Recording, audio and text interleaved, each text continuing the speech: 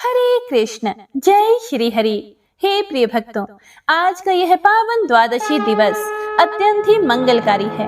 आप सभी श्रद्धालु भक्तों ने श्रद्धा, नियम और भक्ति के साथ एकादशी व्रत का पालन किया है। अब पारण से पूर्व आइए सुनते हैं एकादशी माता और तुलसी माता की दिव्य महिमा और अद्भुत कथा। ऐसी मान्यता है कि जहाँ एकादशी का स्मरण होता है, वहां स्वयं भगवान श्री हरि विष्णु का वास होता है। जिस घर में 11 माता की कथा सुनी अथवा सुनाई जाती है, वहां दरिद्रता, भय और पाप टिक नहीं पाते। एकादशी केवल एक व्रत नहीं, बल्कि आत्मा को पवित्र करने वाला दिव्य पर्व है। यह वह शक्ति है जिसने देवताओं को भय से मुक्त किया और जीव को मोक्ष का मार्ग दिखाया। हे प्रिय भक्तों, जो मनुष्य श्रद्धा से एकादशी का व्रत करता है, उसके जीवन के दुख धीरे धीरे समाप्त होने लगते हैं। मन शांत होता है, बुद्धि निर्मल होती है और हृदय में भक्ति का प्रकाश फैलने लगता है। तो आइए अब सुनिए पवित्र कथा। सतयुग में एक अत्यंत भयानक और बलशाली दैत्य हुआ, जिसका नाम था मूर। उसका अत्याचार इतना बढ़ गया था कि देवता भी भयभीत रहने लगे थे। उसने इंद्र सहित सभी देवताओं को पराजित करके स्वर्ग लोक से बाहर निकाल दिया था। देवता दर दर भटकने लगे, चारों ओर भय और अधर्म फैल गया। देवराज इंद्र इससे अत्यंत दुखी होकर भगवान शंकर की शरण में गए और भगवान शिव से बोले, हे भोलेनाथ, हम सभी देवता मूर दैत्य के अत्याचारों से अत्यंत दुखी हैं। वह हमें स्वर्ग से निकाल चुका है। अब आप ही हमारी रक्षा का कोई उपाय बताइए। फिर भगवान शिव बोले, हे देवेंद्र, अब केवल भगवान श्री हरि विष्णु ही तुम्हारी रक्षा कर सकते हैं। तुम सभी उनकी शरण में जाओ। भगवान शिव की आज्ञा पाकर सभी देवता क्षीर सागर पहुंचे, जहां भगवान श्री हरि विष्णु शेषनाग की शैया पर विराजमान थे। सभी देवताओं ने हाथ जोड़कर भगवान श्री हरि विष्णु की स्तुति की और बोले, हे जगन्नाथ, हे दीनबंधु, आप ही तीनों लोकों के पालनहार हैं। दैत्यों के भय से हम अत्यंत दुखी हैं। कृपया करके हमारी रक्षा कीजिए। देवताओं की करुण पुकार सुनकर भगवान श्री हरि विष्णु बोले, हे देवगणों, वह कौन सा दैत्य है जिसने तुम सबको भयभीत कर रखा है? तब इंद्र बोले, हे प्रभु, मूर नाम का एक महाबली दैत्य है। उसने स्वर्ग पर अधिकार कर लिया है और स्वयं को सर्वश्रेष्ठ मान बैठा है। फिर भगवान श्री हरि विष्णु बोले, हे देवताओं, अब तुम भय मत करो। अधर्म कितना भी शक्तिशाली क्यों ना हो, धर्म की विजय निश्चित होती है। हे प्रिय भक्तों, जब जब संसार में अधर्म बढ़ता है, तब तब भगवान किसी न किसी रूप में अपने भक्तों की रक्षा अवश्य करते हैं। इसके बाद भगवान श्री हरि विष्णु देवताओं के साथ मूर दैत्य की राजधानी चंद्रवती नगरी की ओर चल पड़े और उधर मूर दैत्य भी युद्ध के लिए पूरी तरह से तैयार हो गया था। देखते ही देखते भयंकर युद्ध आरंभ हो गया। आकाश अस्त्र शस्त्रों की आवाजों से गूंज उठा, धरती कांपने लगी। देवता और दैत्य आमने सामने थे, लेकिन दैत्य अत्यंत बलवान थे। देवता भयभीत होकर युद्ध भूमि छोड़ने लगे। तब भगवान श्री हरि विष्णु स्वयं युद्ध भूमि में उतरे। उन्होंने अपने सुदर्शन चक्र, गदा और दिव्य अस्त्रों से असंख्य दैत्यों का संहार कर दिया। लेकिन मूर दैत्य अत्यंत शक्तिशाली था। भगवान जिस भी अस्त्र का प्रयोग करते थे, वह उसके तेज से निष्फल हो जाता था। हजारों वर्षों तक युद्ध चलता रहा और अंत में भगवान श्री हरि विष्णु विश्राम करने के लिए बद्रिका आश्रम की एक दिव्य गुफा में चले गए। भगवान योग निद्रा में विश्राम करने लगे और उसी समय मूर दैत्य भी वहां पहुंच गया। वह मन ही मन सोचने लगा कि आज तो मैं विष्णु को समाप्त कर दूंगा। लेकिन हे प्रिय भक्तों, भगवान की लीला तो अपरंपार है, जिसे संसार सोच भी नहीं सकता। भगवान वही कर दिखाते हैं। जैसे ही दैत्य भगवान पर प्रहार करने के लिए आगे बढ़ा, उसी समय भगवान श्री हरि विष्णु के शरीर से एक दिव्य प्रकाश प्रकट हुआ। उस प्रकाश से एक अत्यंत तेजस्विनी, दिव्य और सुंदर देवी प्रकट हुई। उनके मुखमंडल का तेज हजारों सूर्यों के समान चमक रहा था। उन्होंने दैत्य को ललकारा कि अरे दुष्ट, जब तक मैं जीवित हूं तू प्रभु को स्पर्श भी नहीं कर सकता। इसके बाद देवी और मूर दैत्य के बीच में भयंकर युद्ध शुरू हुआ। देवी ने कुछ ही क्षणों में उसके अस्त्र शस्त्र सभी नष्ट कर दिए और अंत में देवी ने क्रोध में आकर उस दैत्य का सिर धड़ से अलग कर दिया। मूर दैत्य भूमि पर गिर पड़ा और उसी क्षण उसका अंत हो गया। बाकी दैत्य भयभीत होकर पाताल लोक भाग गए और कुछ समय के बाद भगवान श्री हरि विष्णु जब योग निद्रा से जागे तो उन्होंने उस महाबली दैत्य को मृत देखा तो आश्चर्यचकित हो गए। तब वह दिव्य देवी हाथ जोड़कर बोली, हे प्रभु, यह दैत्य आपको मारने आया था, तब मैंने आपके शरीर से उत्पन्न होकर इसका वध किया। भगवान श्री हरि विष्णु अत्यंत प्रसन्न हुए और देवी से इस प्रकार बोले कि तुमने देवताओं और संसार के प्राणियों के कष्ट दूर किए हैं। मैं तुमसे अति प्रसन्न हूं, तुम मुझसे वर मांगो। तब देवी बोली, हे प्रभु, जो भी श्रद्धा और भक्ति से मेरा व्रत करे उसके समस्त पाप नष्ट हो जाएं, उसे सुख, शांति और अंत में मोक्ष की प्राप्ति हो। भगवान श्री हरि विष्णु बोले, हे कल्याणी, ऐसा ही होगा। तुम एकादशी तिथि में प्रकट हुई हो, इसीलिए संसार तुम्हें एकादशी नाम से जानेगा। जो भक्त इस दिन श्रद्धा से व्रत करेगा उसके जन्म जन्मांतर के पाप नष्ट हो जाएंगे और अंत में वह वैकुंठ धाम को प्राप्त होगा। हे प्रिय भक्तों, तभी से एकादशी व्रत की महिमा तीनों लोकों में प्रसिद्ध हुई। जो भक्त श्रद्धा से उपवास, भजन, कीर्तन और भगवान का स्मरण करते हैं उनके जीवन में धीरे धीरे दिव्य परिवर्तन आने लगते हैं।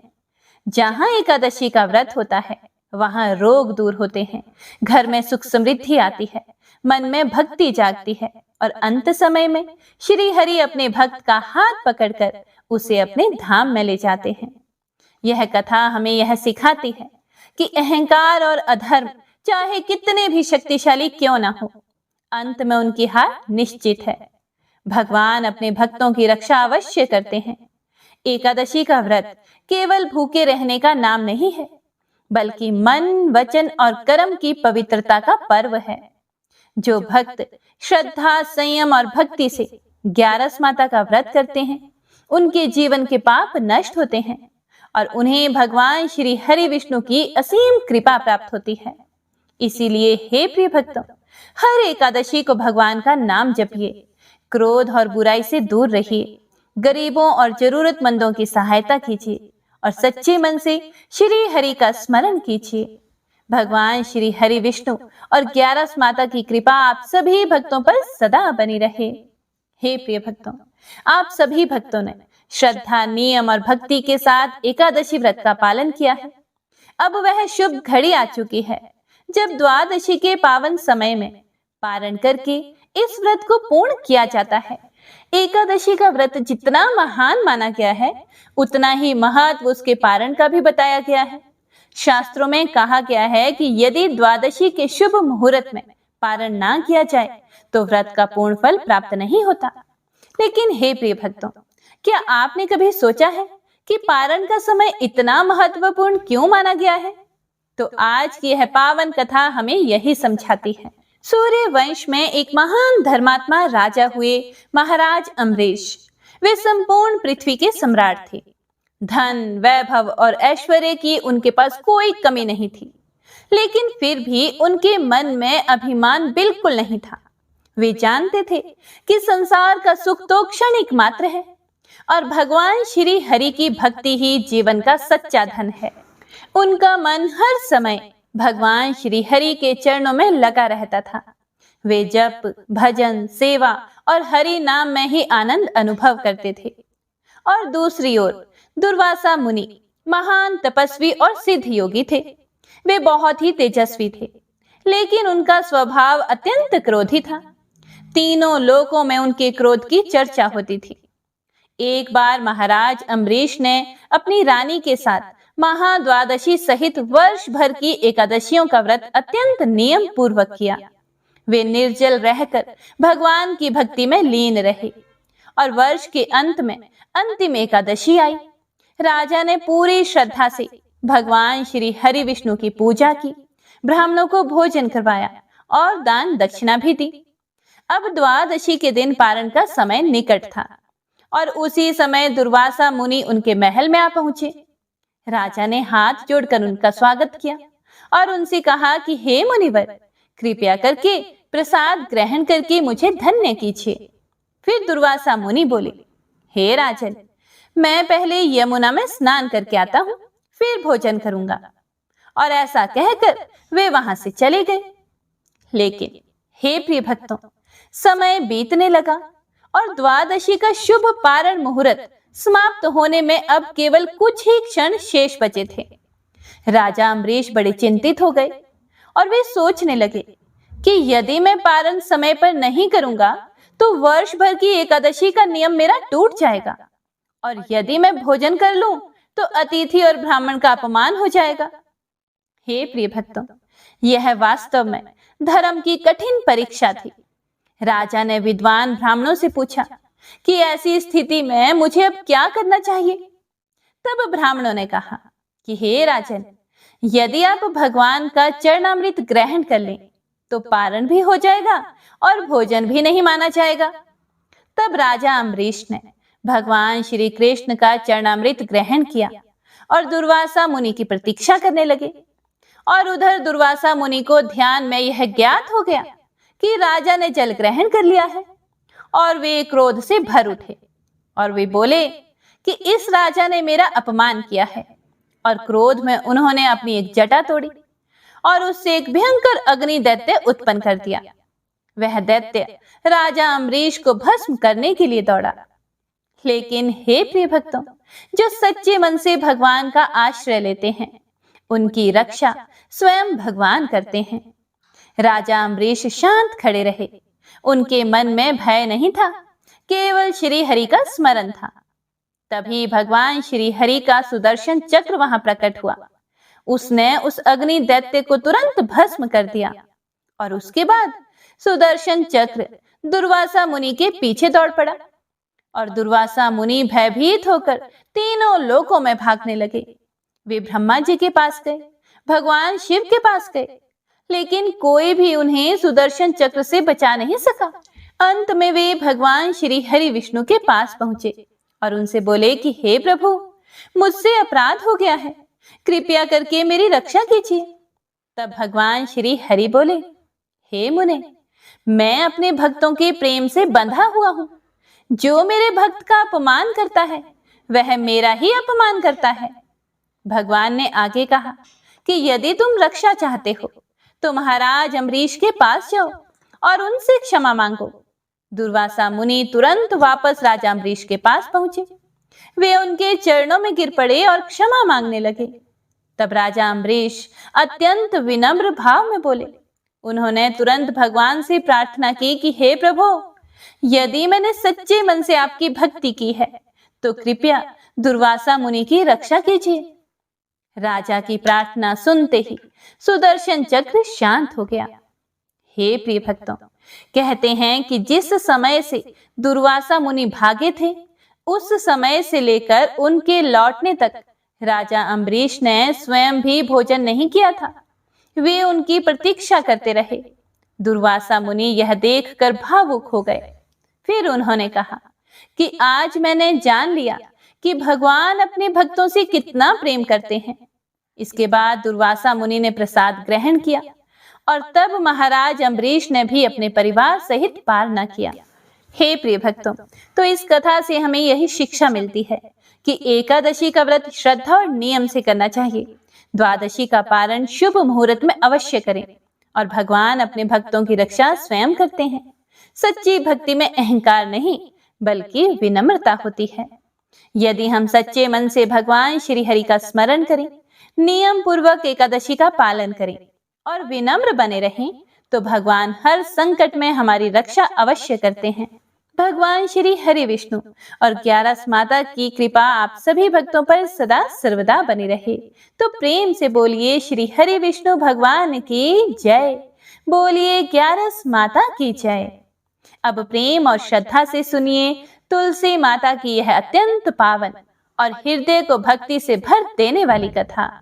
शास्त्रों में कहा गया है, जहां तुलसी माता का वास होता है वहां स्वयं भगवान श्री हरि का निवास होता है। जिस घर के आंगन में तुलसी विराजती है वहां दरिद्रता, अशांति और नकारात्मकता टिक नहीं पाती। तुलसी केवल एक पौधा नहीं, वह भगवान श्री कृष्ण को प्रिय भक्ति का स्वरूप है। ज्येष्ठ मास की तपती गर्मी में भी जो भक्त श्रद्धा से तुलसी माता की सेवा करते हैं उनके जीवन में भगवान की कृपा शीतल छाया बनकर उतरती है। तो आइए अब कथा प्रारंभ करते हैं। एक गांव में एक वृद्ध माता रहती थी। उसका इस संसार में अपना कोई नहीं था, ना पुत्र था, ना परिवार और ना ही कोई सहारा। लेकिन जिसका सहारा भगवान बन जाए वह तो कभी अकेला रह ही नहीं सकता। वह वृद्ध माता प्रतिदिन ब्रह्म मुहूर्त में उठती, स्नान करती और बड़े प्रेम से तुलसी माता को जल अर्पित करती। फिर दीप जलाकर भगवान श्री कृष्ण का स्मरण करती, भजन गाती और ज्येष्ठ मास की पावन कथाएं सुनती। पूजा के बाद वह हाथ जोड़कर तुलसी माता से प्रतिदिन एक ही प्रार्थना करती, हे तुलसी माता, मुझे एकादशी का मर न देना, द्वादशी का पार न देना, श्री कृष्ण का कंधा देना, पीतांबर की ओढ़नी देना, राधा रानी की टेर देना और चंदन की लकड़ियां देना। हे प्रिय भक्तों, उस वृद्ध माता के पास धन नहीं था, लेकिन उसके पास विश्वास का खजाना था। दिन बीतते गए, महीने बीतते गए, लेकिन वृद्ध माता की भक्ति कभी भी कम नहीं हुई। हे प्रिय भक्तों, सच्चा भक्त भगवान से संसार नहीं मांगता, वह तो केवल प्रभु का प्रेम मांगता है।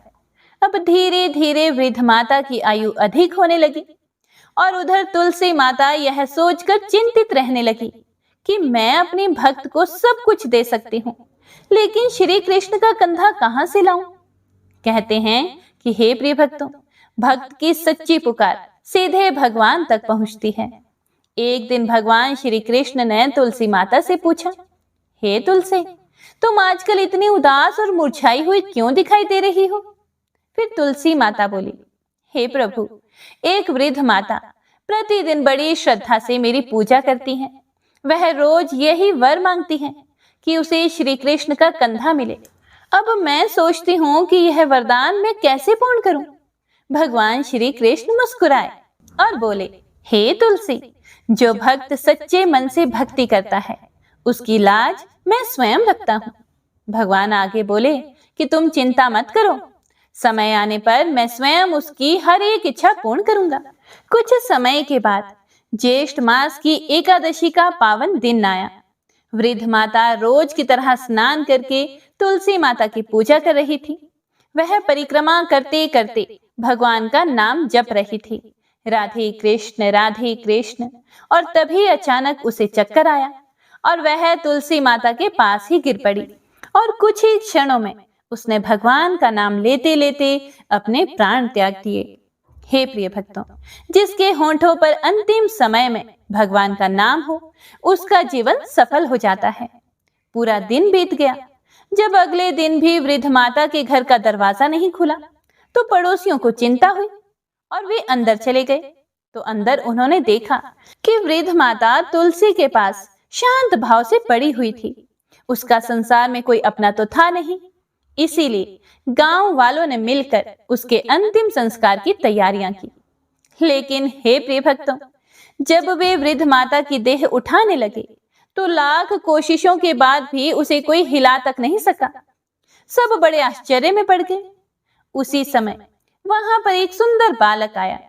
उसके मुख पर अद्भुत तेज था। वह धीरे से वृद्ध माता के पास गया और उनके कानों में वही वचन बोलने लगा जो वह रोज तुलसी माता से कहा करती थी। वह शब्द सुनते ही वातावरण दिव्य हो उठा। वह बालक और कोई नहीं, स्वयं भगवान श्री कृष्ण ही थे। उन्होंने वृद्ध माता को अपने हाथों से उठाया, उन्हें पीतांबर ओढ़ाया और उधर से राधा रानी भी मौसी मौसी कहती हुई प्रकट हुई। भगवान श्री कृष्ण ने स्वयं उसे अपना कंधा दिया, चंदन की लकड़ियों से उसका अंतिम संस्कार किया और उसी क्षण उस वृद्ध माता का उद्धार हो गया। हे प्रिय भक्तों, भगवान धन नहीं देखते, भगवान रूप भी नहीं देखते, भगवान केवल सच्चा प्रेम और विश्वास देखते हैं। जो भक्त श्रद्धा से तुलसी माता की सेवा करता है, भगवान स्वयं उसकी रक्षा करते हैं। तो इस कथा से हमें यही शिक्षा मिलती है कि तुलसी माता की सेवा करने से घर में सुख, शांति और भगवान की कृपा सदैव बनी रहती है। सच्ची भक्ति कभी व्यर्थ नहीं जाती। भगवान अपने भक्त की छोटी सी छोटी प्रार्थना भी सुनते हैं। अंतिम समय में भगवान का नाम ही जीव का सच्चा सहारा बनता है। जैसे भगवान श्री कृष्ण ने उस वृद्ध माता की लाज रखी, वैसे ही सभी भक्तों की श्रद्धा और विश्वास की रक्षा करें। हे तुलसी माता, हमारे घर आंगन में भी भक्ति का दीप जलाए रखना, हमारे मन में भी श्री हरि का नाम बसाए रखना। तो प्रेम से बोलिए राधा कृष्ण भगवान की जय। तुलसी महारानी नमो नमो, हरि की पटरानी नमो नमो। श्री तुलसी महारानी करूं विनय सिर नाए, जो मम हो संकट विकट दीजे मात नशाए। नमो नमो तुलसी महारानी, महिमा मिट ना जाए बखानी। दियो विष्णु तुमको सन्माना, जग में छायो सुयश महाना। विष्णु प्रिया जय जयति भवानी, तेहो लोक की हो सुख खानी। भगवत पूजा कर जो कोई, बिना तुम्हारे सफल न होई। जिन घर तब नहीं होए निवासा, उस पर करही विष्णु नहीं बासा। करे सदा जो तब नित सुमिरन, तेहि के काज होए सब पूरन। कार्तिक मास महात्म तुम्हारा, ताको जानत सब संसारा। तब पूजन जो करे कुंवारी, पावे सुंदर वर सुकुमारी। करे जो पूजन नित प्रति नारी, सुख संपत्ति से होए सुखारी। वृद्धा नारी करे जो पूजन, मिले भक्ति होवे पुलकित मन। श्रद्धा से पूजे जो कोई, भवनिधि से तर जावे सोई। कथा भागवत यज्ञ करावे, तुम बिन नहीं सफलता पावे। छायो तब प्रताप जग भारी, ध्यावत तुम्ही सकल चित धारी। तुम्ही मात यंत्रण तंत्रण में, सकल काज सिद्धि होवे क्षण में। औषधि रूप आप हो माता, सब जग में तव यश विख्याता। देव ऋषि मुनियों तपधारी, करत सदा तव जय जयकारी। वेद पुरातन तव यश गाया, महिमा गम पार नहीं पाया। नमो नमो जय जय सुख कारणि, नमो नमो जय दुख निवारणी। नमो नमो सुख संपत्ति देनी, नमो नमो अघ काटन छेनी। नमो नमो भक्तन दुख हरनी, नमो नमो दुष्टन मद छेनी। नमो नमो भव पार उतारनी, नमो नमो परलोक सुधारनी। नमो नमो निज भक्त उबारनी, नमो नमो जन काज संवारनी। नमो नमो जय कुमति निशावनी, नमो नमो सुख उपजावनी। जयति जयति जय तुलसी माई, ध्याओ तुमको शीश नवाई। निज जन जानि मोहि अपनाओ, बिगड़े कार्य आप बनाओ। करूं विनय मैं मात तुम्हारी, पूर्ण आशा करहूं हमारी। शरण चरण कर जोरी मनाओ, निश दिन तेरे ही गुण गाओ। करहूं मात अब मोह पर दाया, निर्मल होए सकल मम काया। मांगू मात यह वर दीजे, सकल मनोरथ पूर्ण कीजे। जानू नहीं कुछ नेम आचारा, क्षमहु मात अपराध हमारा। 12 मास करे जो पूजा, ता सम जग में और न दूजा। प्रथम ही गंगा जल मंगवावे, फिर सुंदर स्नान करावे। चंदन अक्षत पुष्प चढ़ावे, धूप दीप नैवेद्य लगावे। करे आचमन गंगा जल से, ध्यान करे हृदय निर्मल से। पाठ करे फिर 40 की, स्तुति करे मात तुलसा की। यह विधि पूजा करे हमेशा, ताके तन नहीं रहे कलेशा। करे मास कार्तिक का साधन, सोवे नित पवित्र सिद्ध होई जाहे। है ये कथा महा सुखदाई, पढ़े सुने सो भव तर जाई। तुलसी मैया तुम कल्याणी, तुम्हारी महिमा सब जग जानी। भावना तुझे मन नित नित ध्यावे, गा गा कर माँ तुझे रिझावे। यह श्री तुलसी चालीसा, पाठ करे जो कोई। गोविंद सो फल पावहि, जो मन इच्छा होए। श्री तुलसी चालीसा संपूर्ण। तो आइए अब सुनते हैं तुलसी माता की आरती। तुलसी महारानी नमो नमो, हर की पटरानी नमो नमो। तुलसी महारानी नमो नमो, हर की पटरानी नमो नमो। धन तुलसी पूरण तप कीनो, शालिग्राम बनी पटरानी नमो नमो। तुलसी महारानी नमो नमो। जाके पत्र मंजरी कोमल, श्रीपति कमल चरण लपटानी नमो नमो। तुलसी महारानी नमो नमो, हर की पटरानी नमो नमो। कौन से महीने में बोई रानी तुलसा, कौन से महीने हुई हरियाली नमो नमो। तुलसी महारानी नमो नमो, हर की पटरानी नमो नमो। कौन से महीने में हुई तेरी पूजा, कौन से महीने हुई पटरानी नमो नमो। तुलसी महारानी नमो नमो, हर की पटरानी नमो नमो। आषाढ़ मास में बोई रानी तुलसा, सावन मास में हुई हरियाली नमो नमो। तुलसी महारानी नमो नमो, हर की पटरानी नमो नमो। कार्तिक मास में हुई तेरी पूजा, मंगसिर मास हुई पटरानी नमो नमो। तुलसी महारानी नमो नमो, हर की पटरानी नमो नमो। धूप दीप नैवेद्य आरती, पुष्पन की वर्षा बरसानी नमो नमो।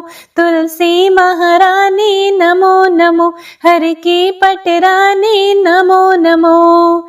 56 भोग 36 व्यंजन, बिन तुलसी हरि एक न मानी नमो नमो। तुलसी महारानी नमो नमो, हर की पटरानी नमो नमो। जो तुलसी को सवेरे गाए, श्री कृष्ण के वो दर्शन पाए नमो नमो। तुलसी महारानी नमो नमो, हर की पटरानी नमो नमो। जो तुलसी को दोपहर को गाए, खीर खांड का भोग लगाए नमो नमो। तुलसी महारानी नमो नमो, हर की पटरानी नमो नमो। जो तुलसी को शाम को गाए, श्री कृष्ण की आरती उतारे नमो नमो। तुलसी महारानी नमो नमो, हर की पटरानी नमो नमो। जो तुलसी को रात को गाए, श्री कृष्ण के चरण दबाए नमो नमो। तुलसी महारानी नमो नमो, हर की पटरानी नमो नमो। सभी सखी मैया तेरो यश गावे, भक्ति दान दीजे महारानी नमो नमो। तुलसी महारानी नमो नमो, हर की पटरानी नमो नमो। तुलसी महारानी नमो नमो, हर की पटरानी नमो नमो। जय मां तुलसा।